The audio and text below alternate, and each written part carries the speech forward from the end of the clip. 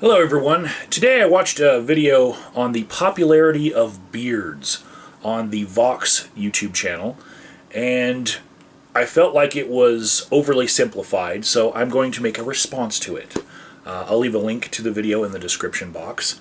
And the video tied the prevalence of beards in the United States to radical labor movements and socialism, and industry leaders wearing beards and making them more popular. And I felt like this is way too simple of an explanation for beards, so I'm going to talk about some of the other factors about beards. And the factors that I came up with off the top of my head in just like 5 minutes were fat, occupational requirements, biology, age, and symmetry. And we'll start with fat. Okay, the US is getting more and more fat. And one of the things that certain styles of beard can do is make you look slimmer.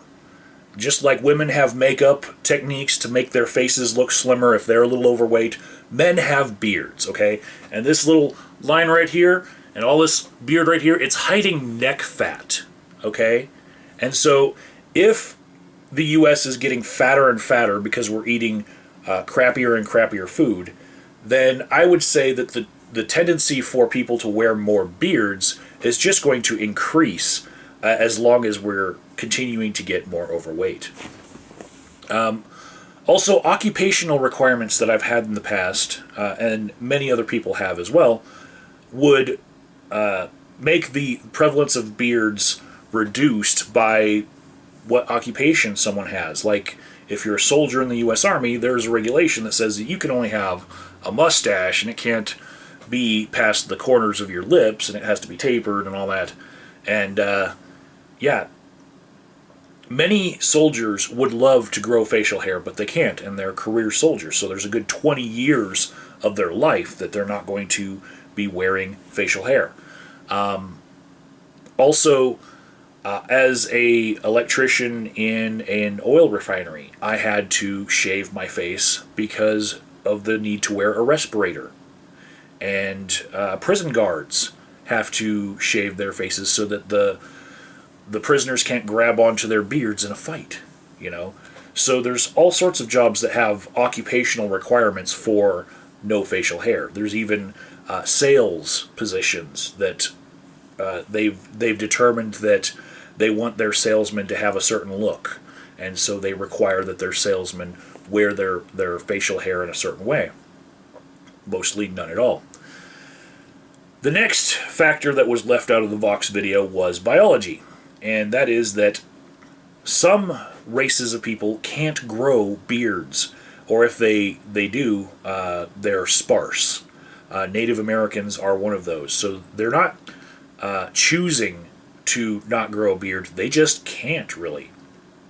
So people that can't grow beards, whatever race they are, a lot of times they have this bias against people who have beards, and they will kind of assimilate into their identity the idea that beards are dirty or disgusting or not clean. It's not a clean presentation, and they'll put that forward as an excuse for their own lack of beard hair. And this peer pressure actually affects the popularity of beards.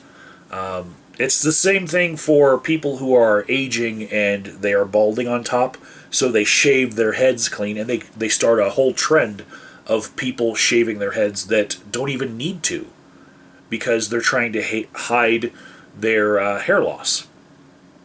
And another factor that goes along with this biology thing is that we now have rampant hormone replacement therapy for low T conditions and also for trans people. So there are double X chromosome men in the world who are now sporting beards, and it's because when you see a beard, you automatically think, oh, that's a dude, right? It's a very easy, quick way for them to pass as a man to grow a beard, and all they have to do is put some hormone replacement therapy, androgel all over their face to start growing thicker beard hair.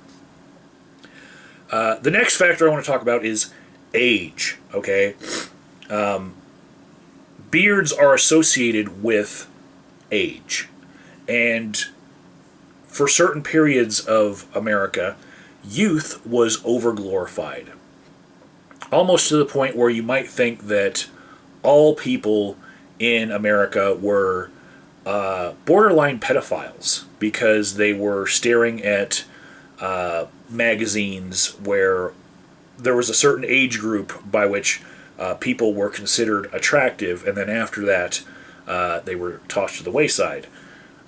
This still happens in America, but there is a counterculture to it now where women have woken up and thought, why is it that I would want my boyfriend to scrape all the hair off of his face to look like a little boy?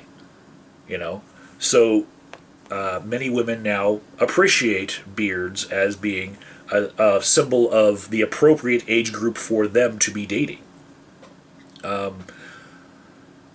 Also, to hide gray hairs in beards, it's actually become a thing where people have beard hair dye. It's beard-specific hair dye, and it's marketed to men.